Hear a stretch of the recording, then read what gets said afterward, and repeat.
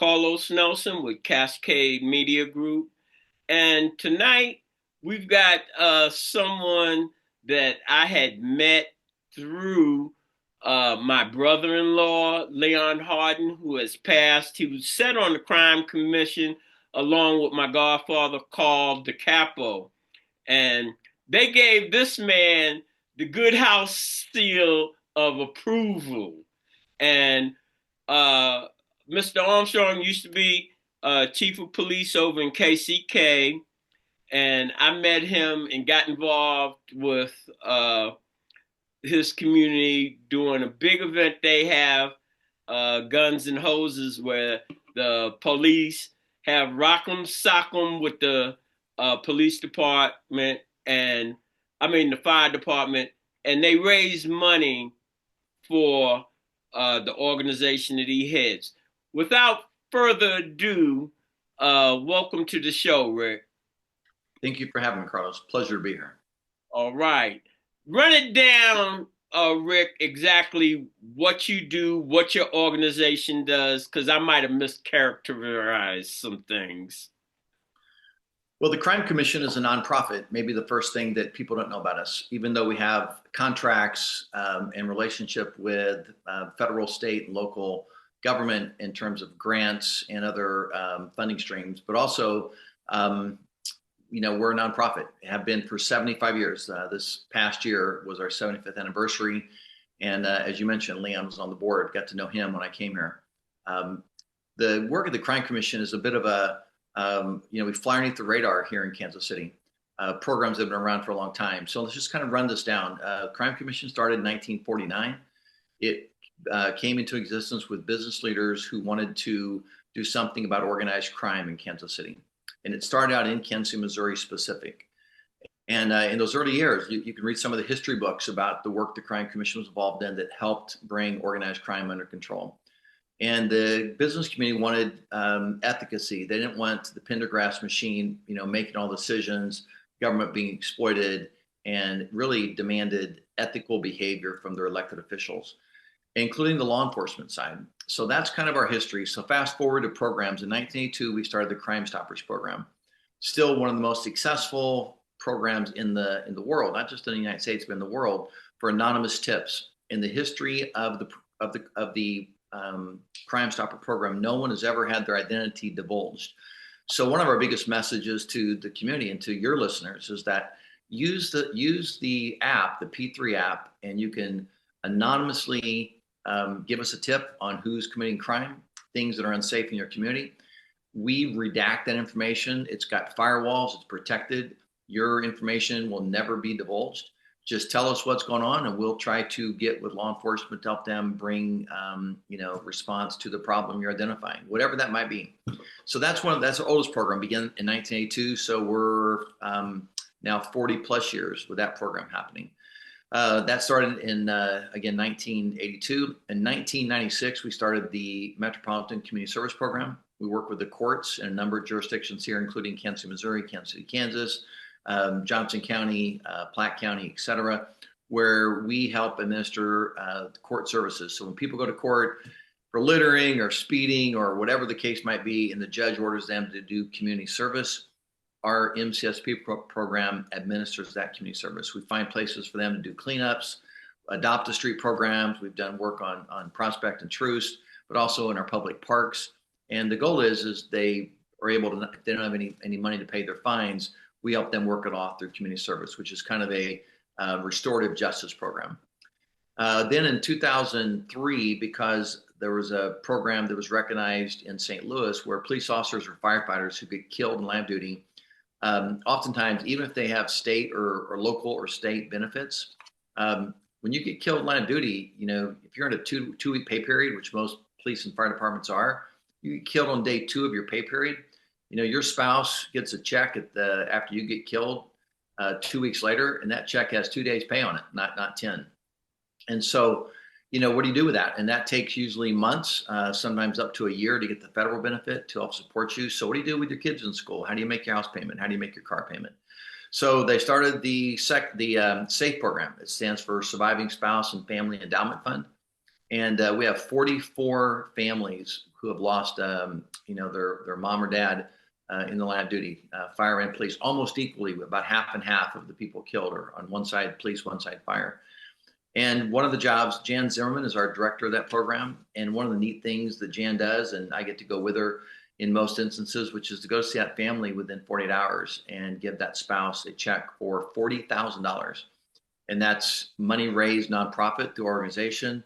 And that $40,000 does not have any strings attached. It's just to help them survive until they can actually get whatever benefits are coming to them. Can I interrupt you for a minute? What I want to know, because now you say you got boots on the ground because you go see them. Describe that to our audience when you have to do that. It's heartbreaking. I will tell you that my very first experience was when I came to the Crime Commission. My history, I served 35 and a half years with the Kansas City, Kansas Police Department, retired there as chief in 2013. And so I've been at the Crime Commission, started there in 2016. And the very first officer killed was Officer Brad Lancaster, who I'd hired. I hired Brad when he came through the application process. Funny, a caustic sense of humor, really good young man. And he was working out west in Kansas City, Kansas, out by the Kansas Speedway. A report came of a suspicious person who had left the casino. He went to investigate, pulled up, and the person just opened fire on him, had a gun behind his back, and shot and killed Officer Lancaster. And I had to go to visit his wife to help take that check. I and Sonny Wilson, who was our safe director at the time. And it was just heartbreaking. Small children, two small children, devastated wife. Husband goes to work to try to keep Kansas City, Kansas safer and doesn't get to come home that night. And it's heartbreaking, and it's very personal. And you walk out of there, with the real, pain in your stomach that you can't do a lot, but we could do something. And so it's a very impactful program, something we hold very near and dear to our heart. And when you mentioned the Guns and Hose event, that's coming up this year, June 7th.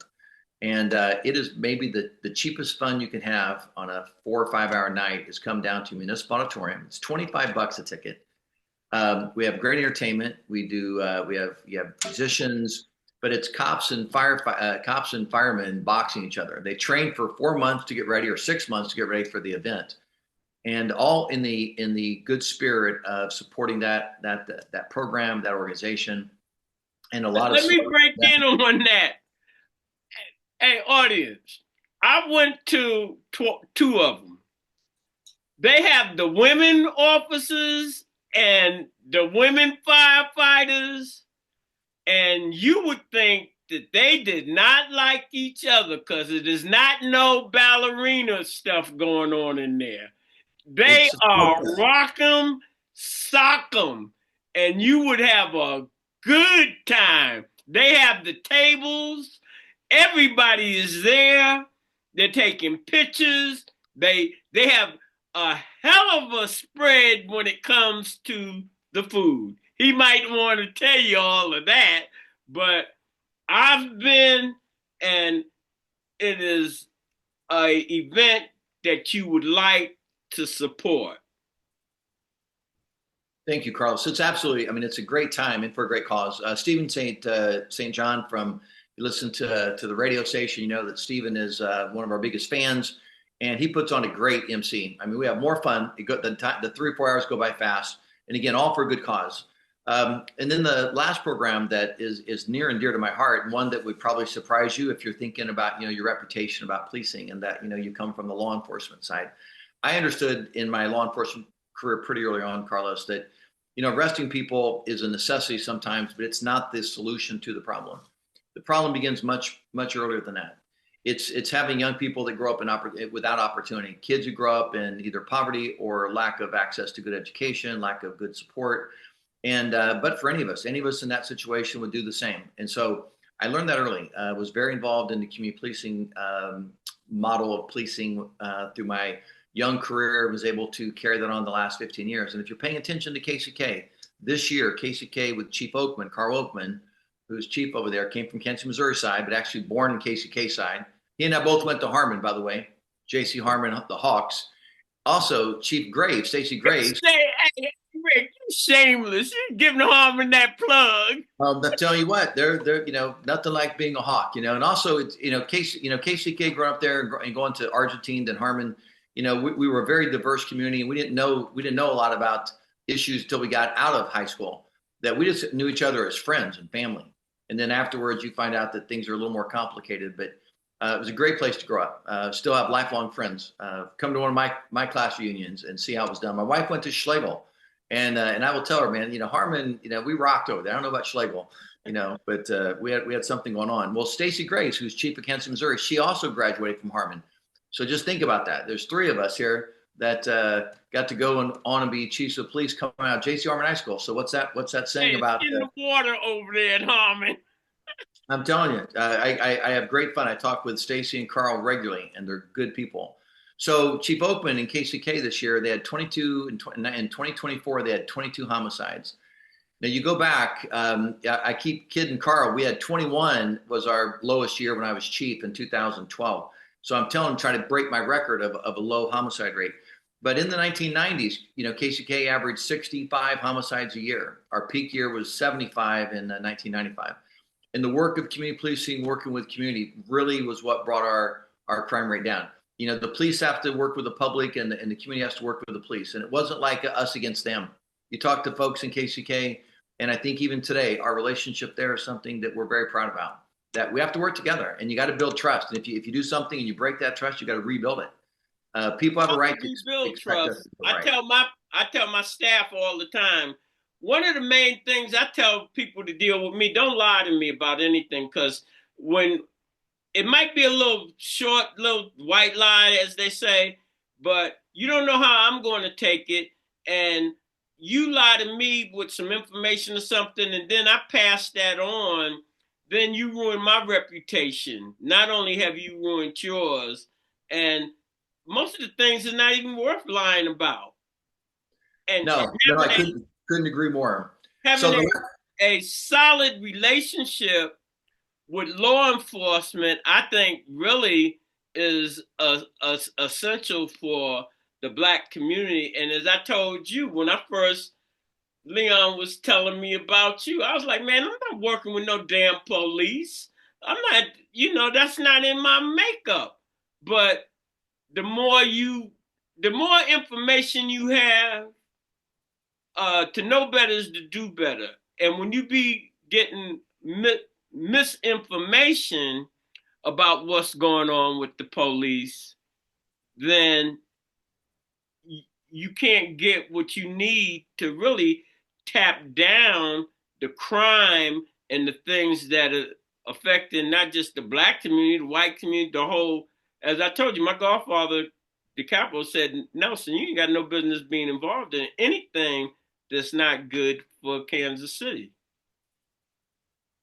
That's great advice. It's something to live by, Carlos. I think when it comes to the police, some of the different organizations in Kansas City will often, I'm talking the Kansas City Metropolitan area, not just Kansas City, but a lot of the groups who are really working toward community betterment, some of them are resistant to working with the police. And I would say to them, you're never going to have a fully successful engagement to get crime under control without the police. But I would say to my police partners, my police colleagues, you will never be able to get the work done as a police department unless you work with your community, unless you develop a good working relationship. It should be something we work together.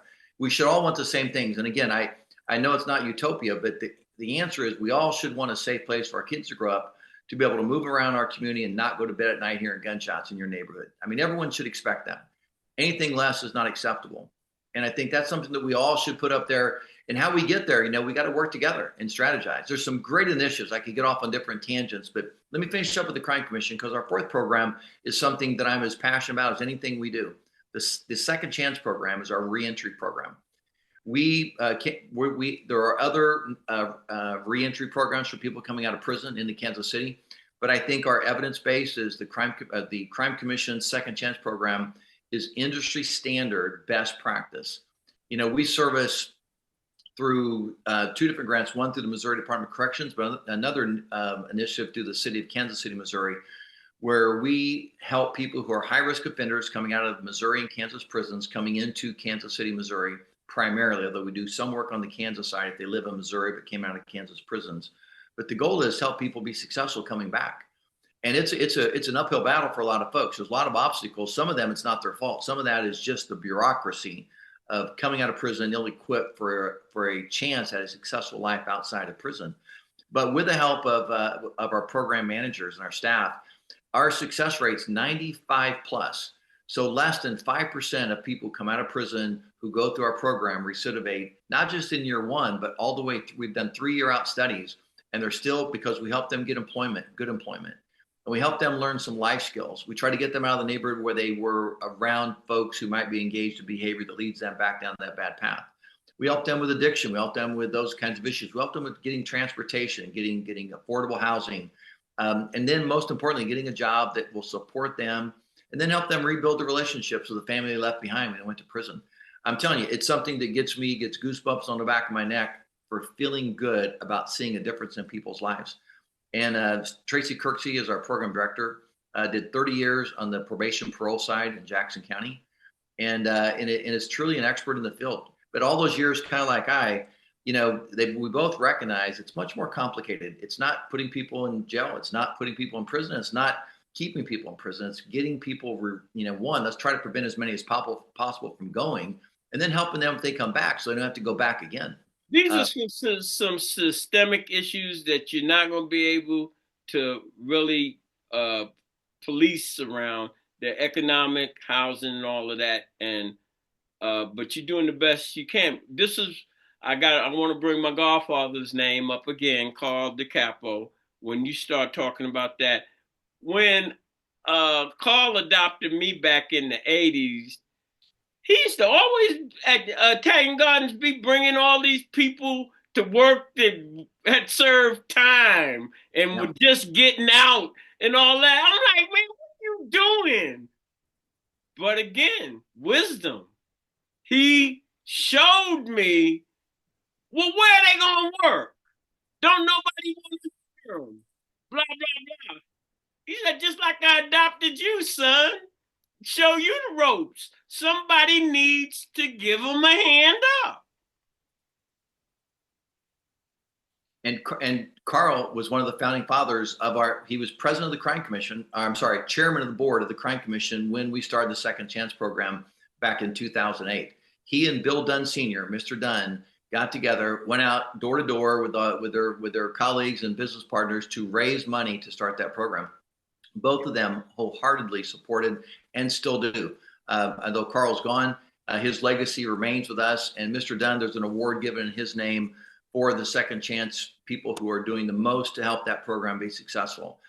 Usually our clients who came through the program are out there doing something really special back in our community.